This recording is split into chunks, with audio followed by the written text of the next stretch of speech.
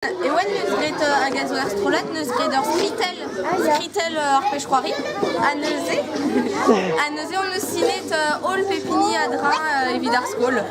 Setu, voilà. Astérix, Obélix, en ol a zo barz ar pechroari, je war a skritel. Matre.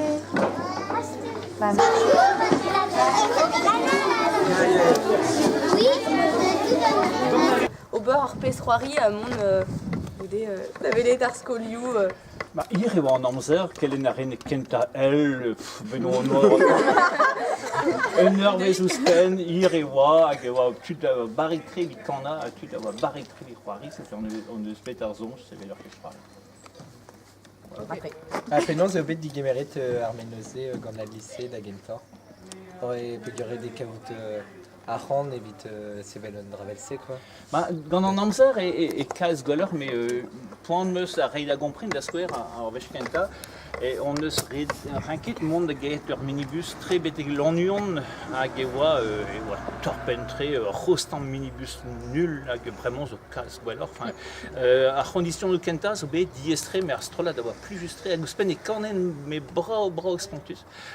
Sonj meus c'hoaz chom a raio ba m'esperet ur mare benak e oa motistrei deus an alre gentil davant da gemperle hag e kanen an dut e gise a kapella, o unan a oa brao mais tre quoi.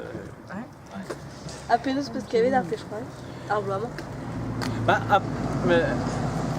Drôle peogwir ar vech kenta e ne monke bar, c'est une diesenin qu'inveria gant pechoual e meus gwelet o ton, quoi. A remañ e meus gwelet e oa kaz liou meus kavet e oa souezet omet gant a liou a oa gant trodro hag gant an doare liesseurt a oa da zon hag traozo anavezet Astérix Obélix da skor a lag ar vugale da veza gant de repères de stu a peso mat peogwir modal e diestre dek kompren de stu an istor a me war me an avreiz, bon, zo pel ouzon, mais pave traozo an ankou bet traogise a zo traozo anavezon de sklevet deja koz de soutou a zo mat peogwir e hellan la red, c'est ouzon, c'est anavezon.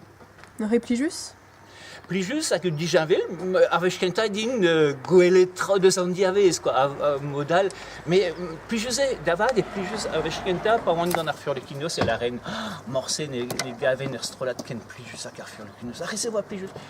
An eil re a oa ken plijus hag ar regenta, hag an trede hag ar pevare, hag souezus koulskoude chanje din e oa nemet ar furlekinos a oa gwez hag ben a fin a vlad e meus komprenet e oa gwez ar strolat.